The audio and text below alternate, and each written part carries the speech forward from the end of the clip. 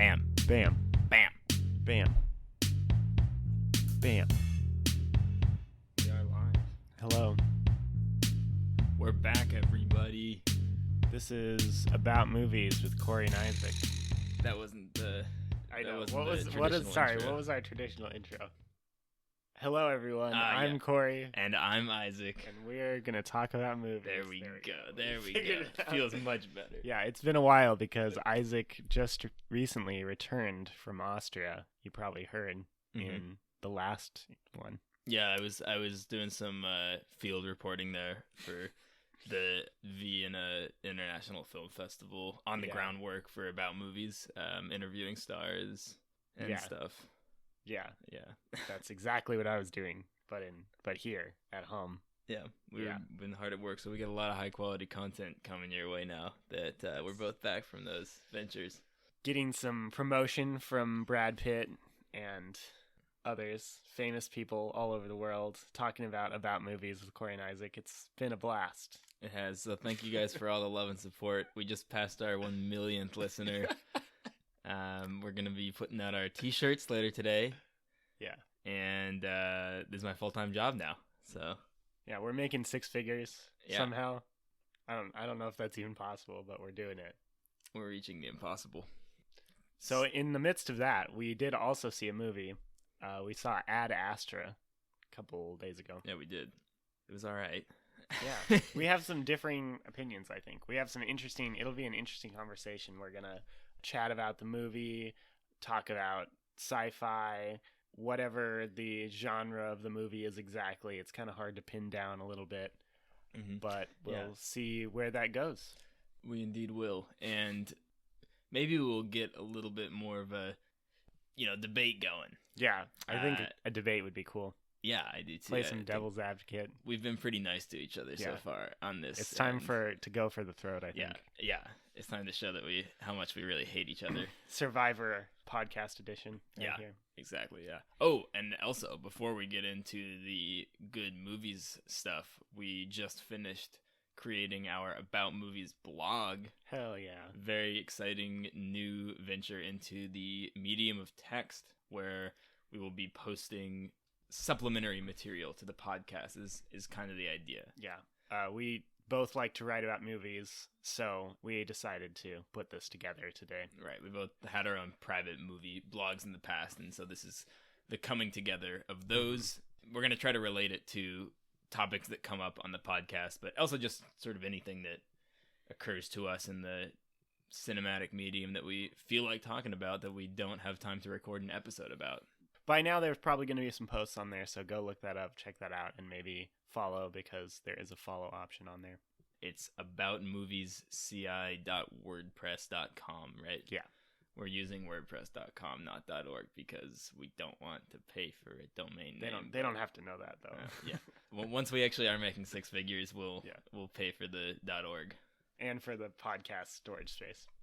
Right, yeah, we're about to run out of storage space in our free Podbean account, so we're going to have to start anteing up. So hey, that just means we made a lot of good, high-quality stuff. It does, yeah, indeed. And I think we learned from our two-part episode venture that we did last week. No, that was not last week, actually. That was like a month ago that we recorded that now.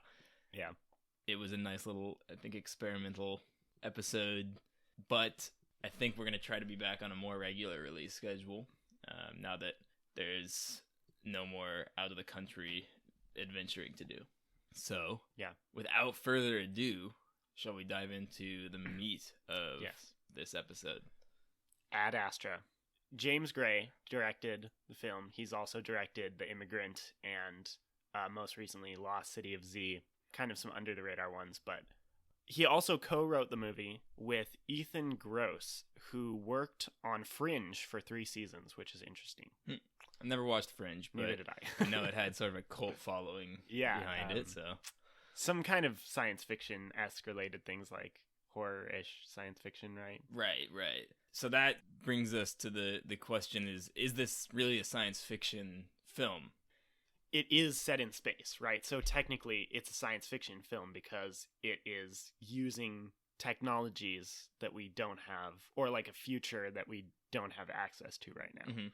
And I think it is using that setting to critique aspects of modern society. We have in one of my favorite sequences in the film when they arrive on the moon, humanity has established this moon base, but instead of the typical image of this hyper-futuristic, utopian, sleek, cool utopian moon base, we have what kind of looks like a giant airport industrial complex that has Subway and other chain restaurants and stores, and it just looks like the worst parts of humanity and sort of capitalism and society have they even like permeated name dropped some businesses, just like scattered their logos throughout the like landing site, and it just looks so jarring and horrible against like what you would imagine as like a cool looking moon base kind of thing. You gotta wonder if those companies paid for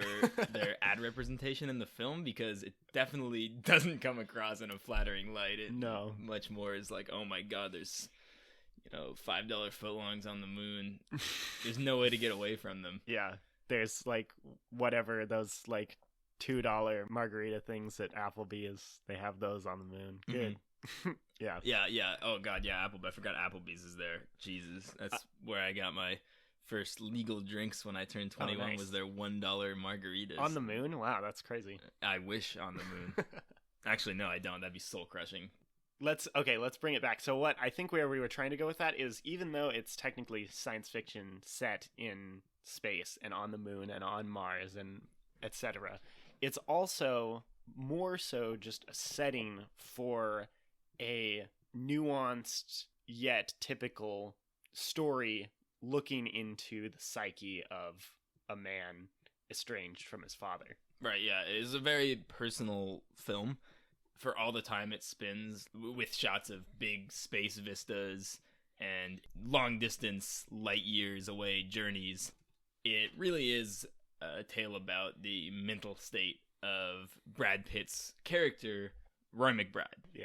Whose father, Cliff McBride, is missing on this mission that he embarked on 30-ish years prior to the events of the film, where he was sent to, I think, Neptune, and was supposed to be doing some research. And basically the premise of the film is that there is some suspicion amongst the U.S. Space Command people, because they've renamed themselves. They don't call themselves NASA anymore. Now they're Space Command, which is much spiffier. They think that Cliff, Roy's father, might have something to do with some strange goings-on. Yeah, it's causing some kind of power outages, shockwave type thing that's messing up things on Earth and causing a lot of deaths. So they send Roy to go find Cliff in the hopes that Roy will be able to kind of coax Cliff out of hiding, if Cliff is indeed hiding. The mission is very straightforward. It's Roy going to try to find his father. But it's also very vague, I think, from the outset, what exactly the goal of Pitt's character Roy is, and also what his superiors expect out of the mission. We don't get a sense for what anyone's like true motivations are until pretty far into the film. Yeah.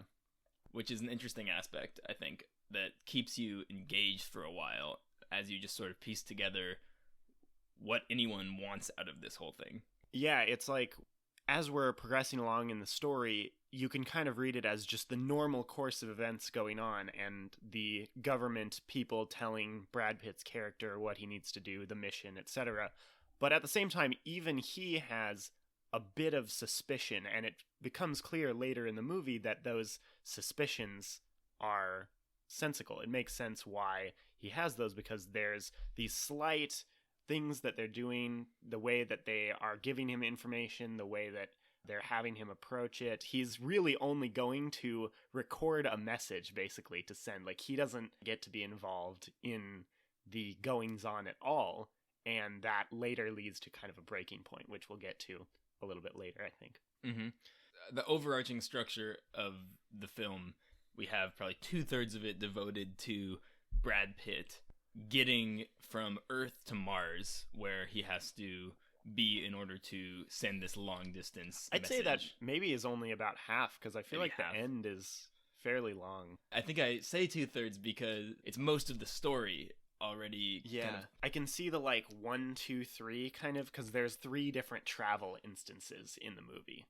But I don't know if they're all of equal length, so it kind of is hard to... But I kind of see that structure as the first 2/3 is getting to Mars and doing that. Earth to Moon, Moon to Mars, and then Mars all the way to Neptune. Yeah. Right? I was compelled for the first 2 stops of that 3-part structure that you just outlined.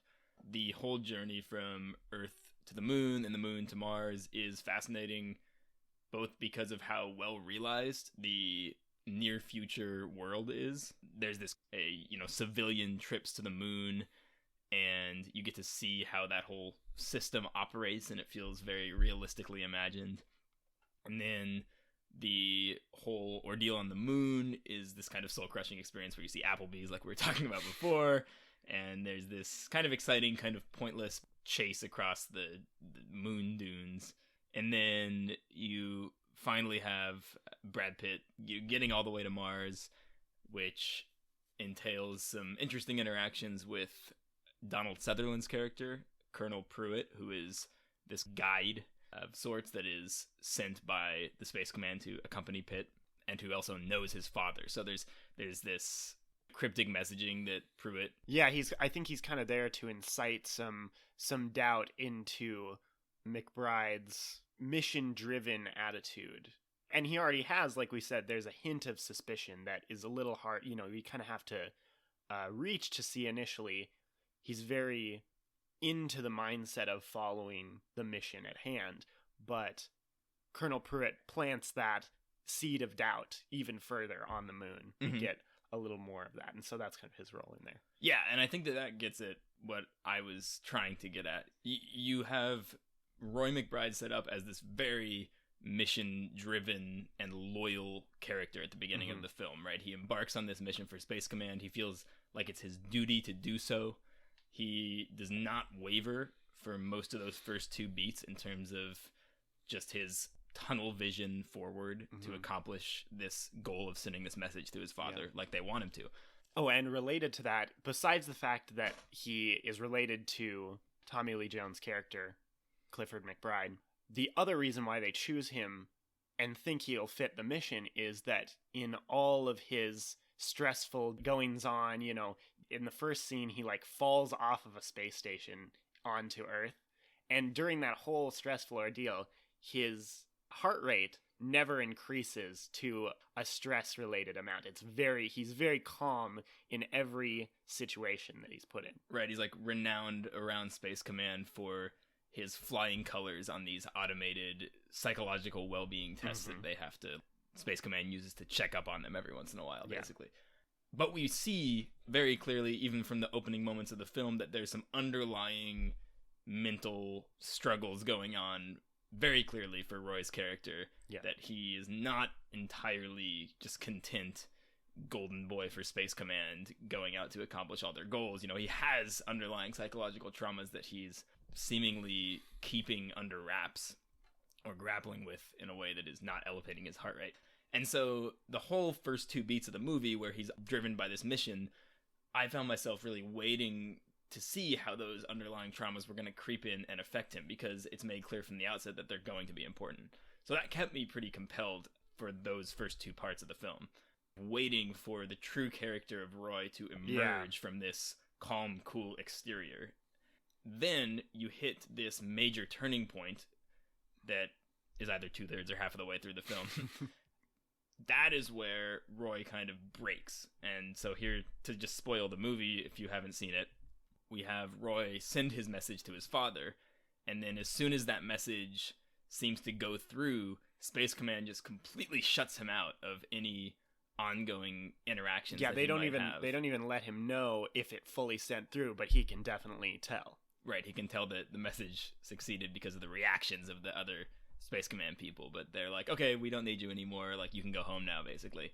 And that really sets Roy off in a way that you have kind of been waiting for, I think, up to that point in the film, because you realize that has to be something else going on here, or else the entire film would be just incredibly straightforward, And then when Brad Pitt's character kind of breaks at that point and shows his emotional vulnerability and his genuine desire to be reunited with his father, it serves as this kind of paradigm shift moment for the movie where his goals change from accomplishing the mission of Space Command to having this more fundamental family duty to reconnect with his father and resolve the catastrophe that his father has unleashed. So it's a shifting, I think, from the mission goal being broad and patriotic to very personal. Yeah, driven to reconnect with his father, who he realizes that he never really even knew in the first place, right? The last time he saw him or talked to him when he was a kid, because his dad has been gone and assumed dead on this mission for years. Yeah, and I think that what you just said, he doesn't really know his father even, and we're not really allowed to know his father either, or to witness much of the relationship that they had. So the whole film kind of keeps us guessing exactly what the dynamic between the father and son is, and we don't really learn until close to the very end of the film the true extent of what Cliff subjected his child to. And I think this is one thing that for me made that turning point really like click on for the whole movie, reflecting on the first half and watching the second half. The reason why it really clicked for me is, in addition to realizing that the film was going into that connection to humanity route with Brad Pitt, realizing that his emotional state had been so cold, basically that had just been used as a tool by the space mission people, and he had to forgo knowing his true self, basically. This is kind of all reading into it a little bit, but the other realization that I thought was cool was realizing that his father was the same way, right? Realizing when he sees the video of his dad admitting that he like killed all those people in order to continue the mission, he realized, oh, my dad was exactly the same way as this, that I've always been. And mission driven. Yes, and I'm now realizing, the character is now realizing that he is not that person, and he needs to break away from that. And I think that's one thing that informed the rest of the movie for me, too. It became this roller coaster of what he's going to use that emotional connection for. And I mean, maybe by the end, it's a little obvious, because he does end up having this optimism about humanity and desire to connect with his own emotions and other humans. It might have been, I mean, it seems obvious now, but in the viewing experience, to me, I was taken by the fact that he was going on this newfound emotional journey that was very static, very in the background for the first part of the film. And that like slow nuance of bringing that out until the final breaking point helped drive the second half, which you said you thought was a little lackluster. Yeah, I got bored during the second half.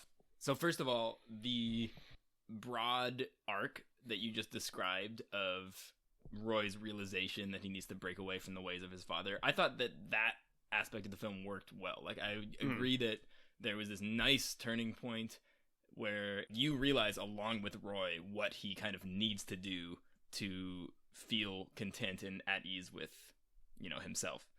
But we don't see enough of the specific relationship that Roy had with his father to really drive home or make compelling Roy's personal journey over the course of the film. So, like, if you view Roy as just kind of this vessel for this general mindset change, then it works. But if you're actually watching it as a character examination, I just found Roy to be very bland, and the relationship with his father was given so little background that I struggled to feel invested in either of the characters or in the mending of their specific relationship.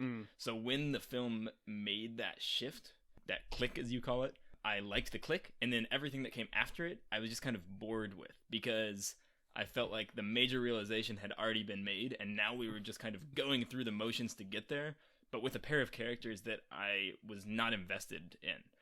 And the whole film has this kind of meditative, slow pace, a lot of long shots of space and of people's faces.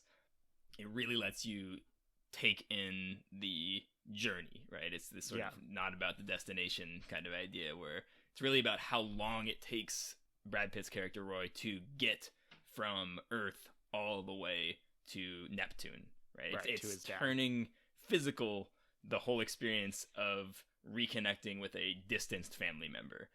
And then the moment when they reconnect finally is quite powerful because of how far you have seen Roy come to reconnect with, right? Literally to Neptune, like an incomprehensible journey for anyone currently living. It is a beautiful moment to see them like floating in space together, near the climax of the film. Mm-hmm. And yet that's one isolated moment that works in this like broad strokes narrative of the son realizing the sins of his father, changing his ways, and then finally reconnecting with his father, kind of making peace and letting his father go, and sort of symbolically letting go of his father's ways, and feeling like he's a slave to his father's ways. Like that whole thing worked, but everything in between those 2 points, the click point and the bond at the very end, that was sort of the portion of the film where I lost interest, because I will agree. I understand what you're saying, and I will agree that those things that you were talking about are very ambiguous in the first half, and during the second half / third, it seems obvious, and I can see why that would be boring, because, and in addition to that, he is traveling through long stretches of blank space, which we've already seen for a while. But it's even longer stretches of blank space. Going from the Mars to Neptune is an unmeasurable distance, for humans. So I think where the disagreement is coming in is that investment in the character. I think if they had revealed any more of their relationship, other than the small hints that we get from Brad Pitt's narration, I don't think it would have had the same mystery effect. It would have been more heavy-handed and more obvious in the first half, like it was in the second half. And I think those obvious elements at the end are not poorly placed, as much as just hard to make convincing because they're things we've seen and heard over and over again. What made it work for me is that the film in the first half let me as a viewer figure out all those elements, and the act of putting them all in place in my mind was a big mystery solving, or like turning point, I guess, for me as well. And why the second half, I understand it, is that it needed to put in place those things for the other people watching it who had not put those things together yet. There's a couple super obvious things, like the thing we've seen before with the 90-day solo space travel kind of made him go a little crazy because of the complete solitude of space. And in that same routine where you're basically doing nothing, we've seen that before a million times in science fiction, since The Twilight Zone. Even though we've seen that before, and the other elements at the end where he's saying like, oh, now you realize that humanity is all we've got. Like, us humans are all we've got because there is nothing else out there. So those kind of things seemed heavy-handed, but at the same time, it was just another thing putting that click into place that solidified. You see what I mean? Like, it wasn't things that I already knew for sure as much as it just needed to be put in place to fully realize it. So it's sort of the, Ad Astra for dummies. Like at the end of the film. I guess. Like, I wouldn't say that it was the best choice, but at the same time, it's felt very purposefully placed and not thrown in to me, even though I, in the moment, was like, wow, like, obviously. And it was kind of like these, platitudes of human and space relationship. There was that one, and also the other one where he says, like, my dad traveled all this time looking for a connection, love, basically, in space to find other humans, and he didn't realize it was right in front of him. It's this cliched idea, but at the same time, I understand why it was there, because it brought all of the pieces together in the way that James Gray was trying to bring the message across. Yeah. And we definitely could have inferred that. Like, I think all of those ideas at the end were inferred, but it made it very clear to me what he was trying to say. And I think that, in that sense, that's why I kind of understood what was happening and wasn't as much bored by the ending as it felt like it was going through the motions. So you said that we wouldn't be able to see the background, their relationship, because that would kind of spoil the ambiguities and the letting mystery, you piece it together during the first part of the film.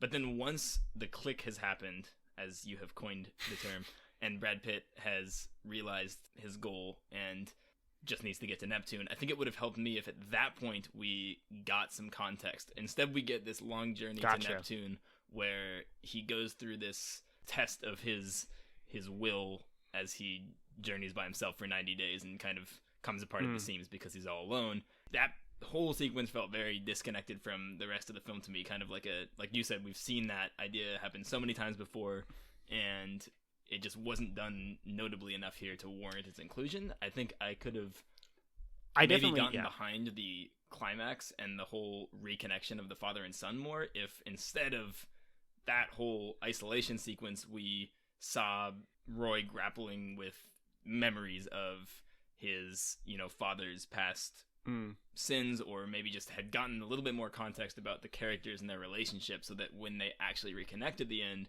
it felt more like a monumental character moment.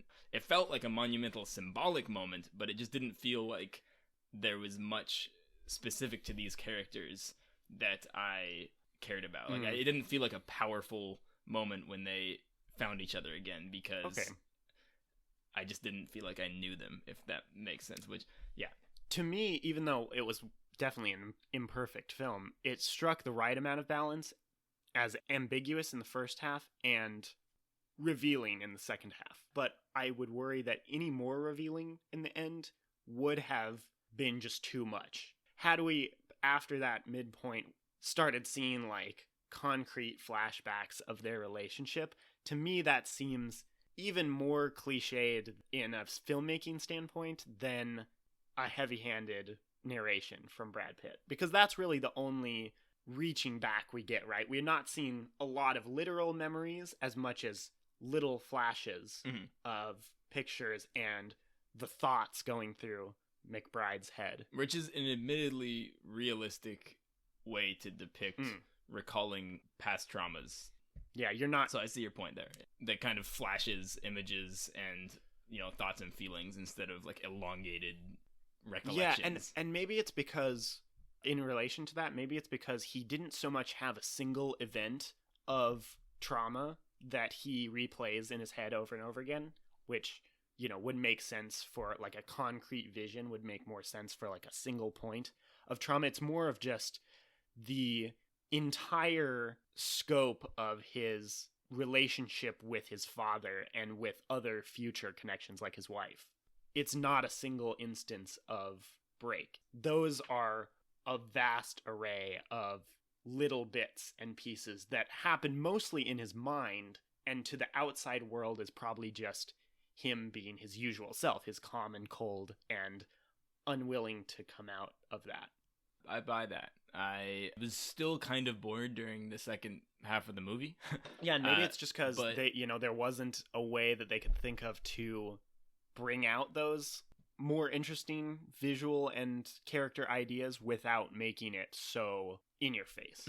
But I can see that as a viable argument for why they didn't make it quite so explicit as I was previously arguing for. I think that how this movie tackles the issues that it tackles, which I've seen framed as actually issues of like toxic masculinity in terms of the drive of Cliff's character to complete these like higher duties that he feels for himself, and he feels all this like responsibility to finish the mission at the expense of the emotional well-being of his family, and this whole stoic attitude of like repressing your past emotions and constantly being psychologically sound and like fit for the mission. That's sort of the whole undoing of the relationship between Cliff and Roy, and also it's the part of Roy that he realizes he needs to change in order to live his life in a fulfilling way. Actively rebel against his father. Right, yeah. It's a father-son story, but it's not a traditional father-son story where it's like father and son ultimately supporting each other, and like we don't even really see love in the end. Definitely not. Yeah. Cliff, doesn't he like actually say to Roy while they're on the ship together at the end, like, I never loved you or something? Yeah, exactly. Like he said he never cared about him. Right, yeah.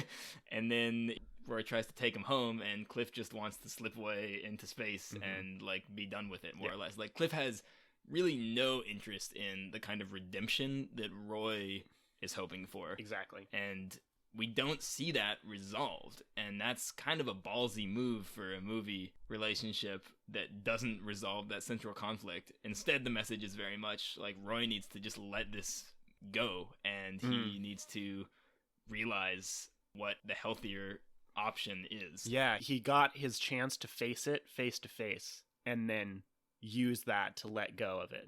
Let go of the but past. not in like a repression way. It's in like a he can't control it kind of way. And in a freeing way, kind of. Cool thematic material right there. And I think it's a progressive movie in that sense of the emotional issues that it's tackling and the stance that it takes on healthy ways to deal with emotions. But in terms of pure character-based film craft, you thought it lacked a bit. Yeah, in terms of just the pure characterization and is it a compelling movie start to finish, I would tend to answer no. And maybe your input on that could have turned a strong thematic story into a strong character study as well. Definitely. If I had made the movie, it would have been a lot better. Yeah. Or just as a supervisor on the film set. Yeah, so James Gray, I think I could really help you out for your next movie here, man. You got a good vision, but, you need the About Movies input. Yeah, definitely. Now, I admire what the film gets right, but that doesn't change the fact that I just wasn't really... When I was sitting in the theater, I was kind of dozing off during some of that second half a little bit, and usually slow movies don't do that to me, but this one did. So, and admittedly, there was the stunning visuals and a good score, right? A very nuanced and unobtrusive score that I liked. But there was also these thrown in action sequences. That's kind of one thing that I didn't understand the purpose exactly. The moon pirates, the Mars travel, with the ape and the having to land the ship for the co-pilot who became the captain of the Mars ship. I'm not going to go into huge detail because it's not super important, but it was unclear in a physical sense why those needed to be there.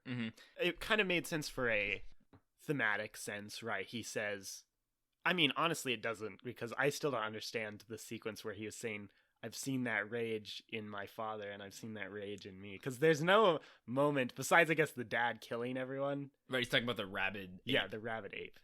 Yeah, again, that's sort of another one of the problems where we just don't have enough context as to who these people are to really sell the character saying something that extreme. It's like you just sort of have this sense of where is this coming from.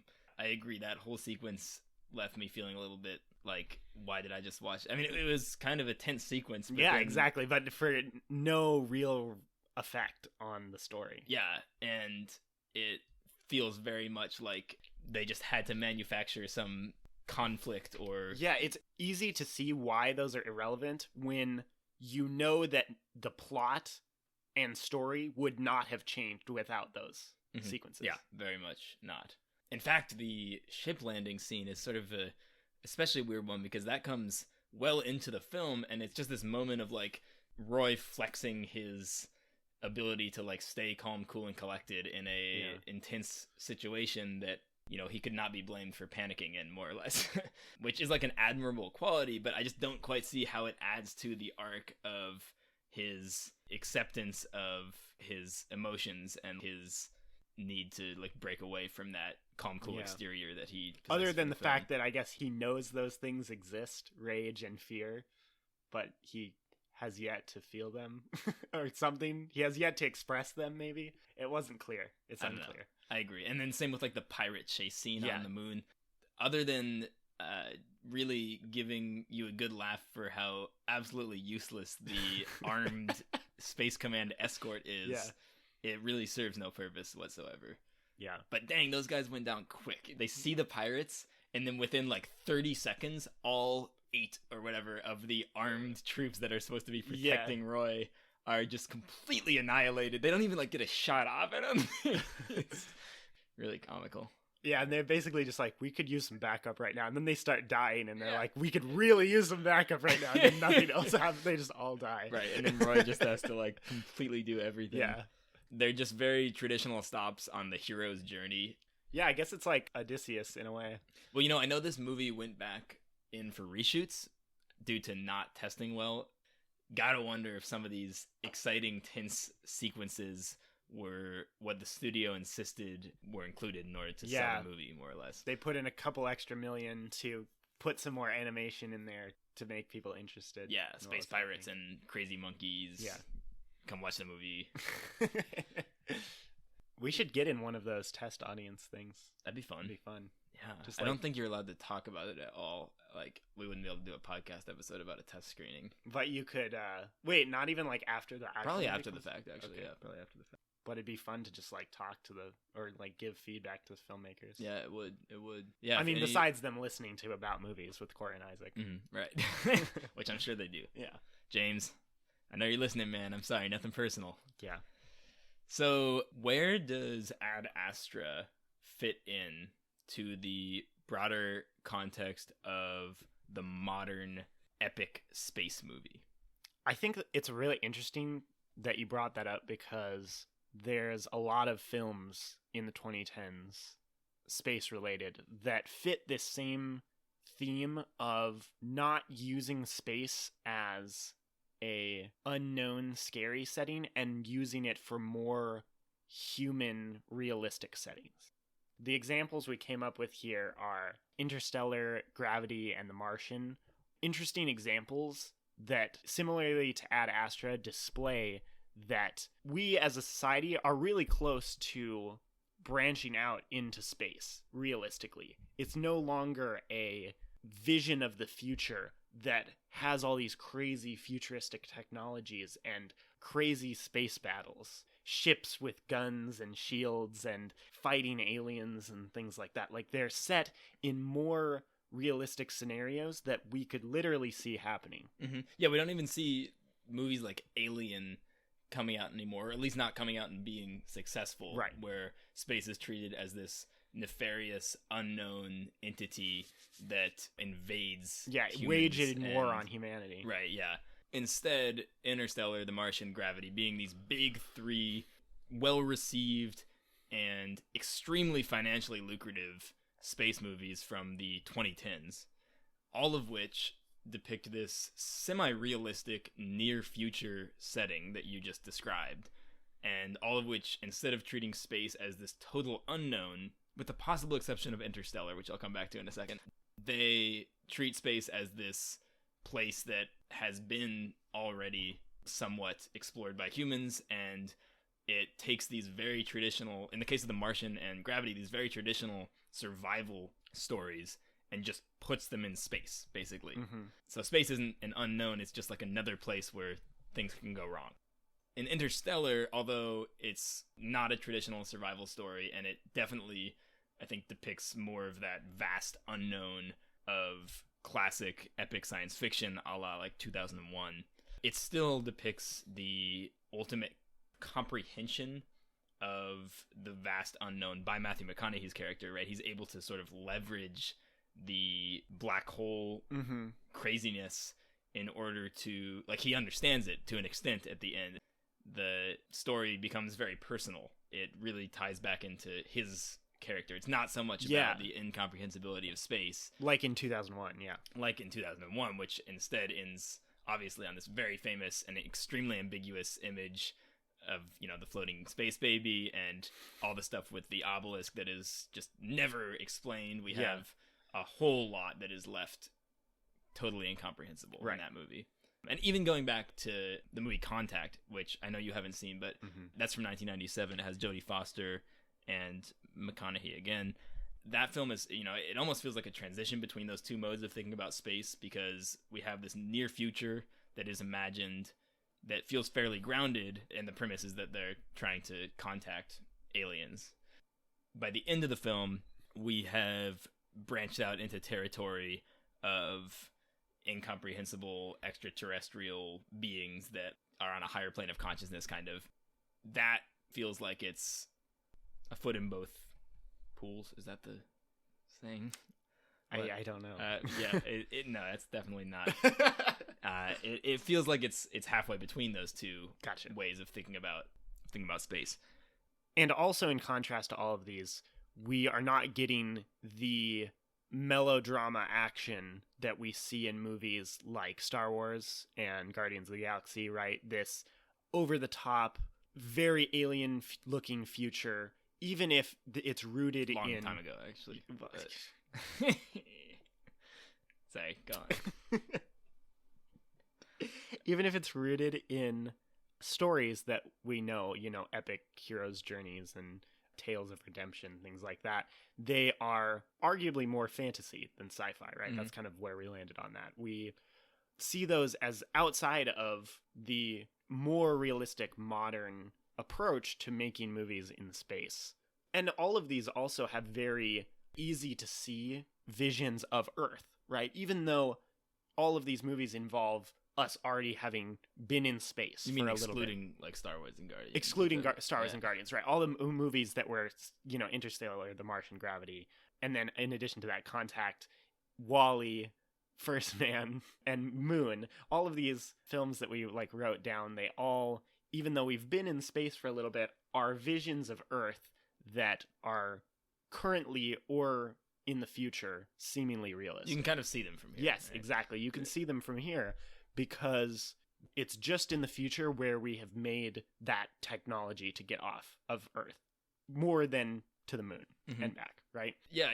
The reason those movies are set in space is it's more of this speculative ideation of where is humanity going to go? What struggles will we have to face as we enter this new frontier that we've been on the cusp of entering for what feels like a long while now. And another thing that we wanted to point out is that all of these are also rooted in character-based drama. We are mostly seeing all of these centered around one person that drives the emotional and physical elements of the plot. Yeah, I think probably you could clearly state that as being the case for all of these movies except WALL-E. I would think WALL-E is also a character-driven movie. I take that back. WALL-E included. Yeah.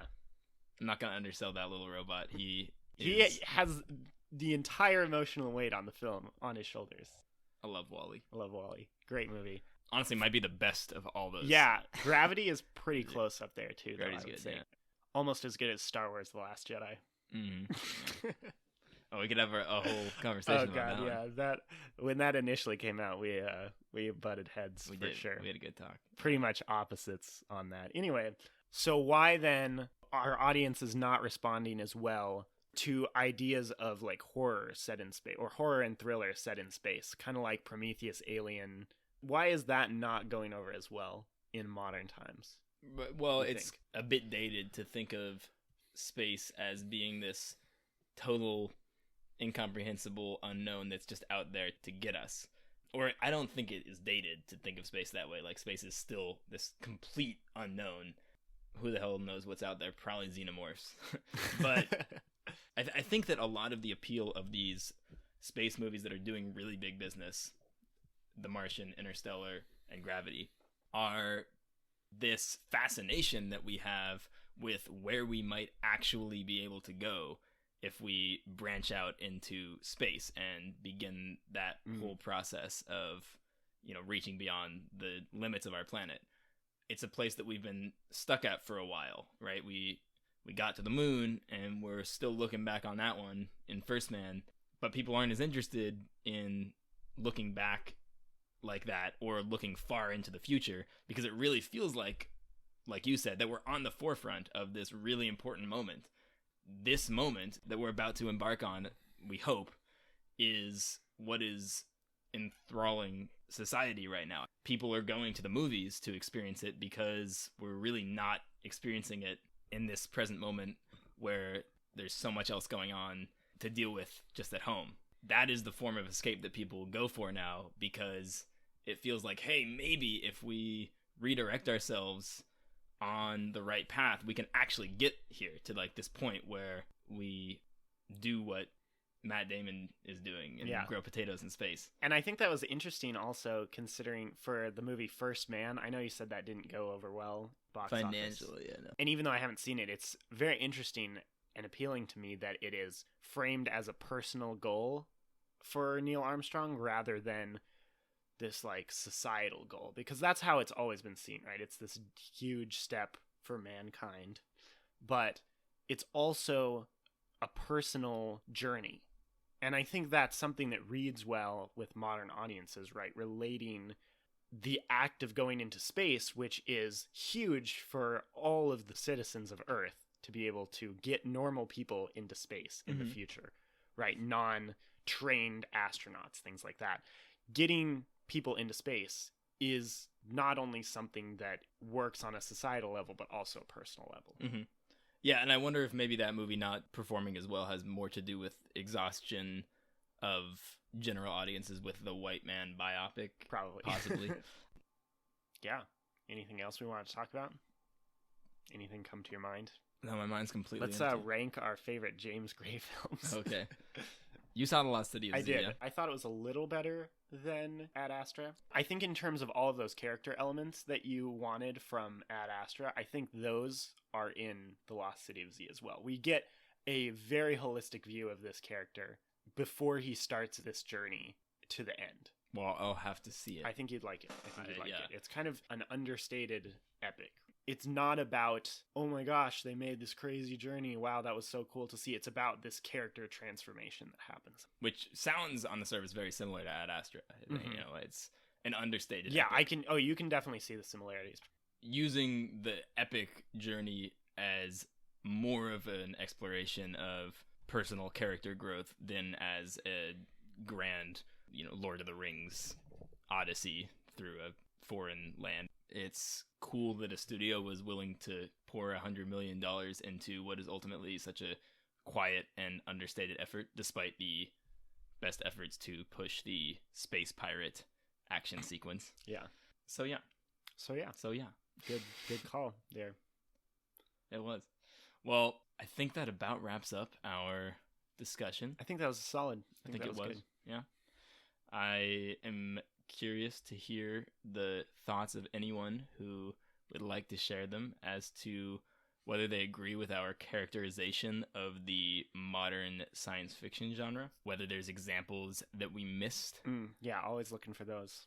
Or maybe counterexamples that completely disprove this entire hypothesis that we just set forth. Yeah. Because we might just be totally wrong. Curious to hear what anyone thinks. Yeah, give us some feedback. Come join our podcast, if you want to jump in here, if we know you, or if we don't know you and you just show up at our door one day. That'd be fun. Yeah. I don't think we're putting our address online, are we? No. But, I mean, if they already know, then they already know. There's nothing we can do about it. Yeah. Come by. So if you find our address in the depths of the dark web, hit us up. Yeah. Right. Check us out. Social media, of course. Yes. Found Movies CI. Check out the blog. We're going to have good content up. Like you said, I think by the time this episode is live, we should have definitely a couple good meaty pieces of movie text reading. Good movie text reading. Good. Yikes. Yeah. Awesome. Till next time. See you all on the other side. Goodbye.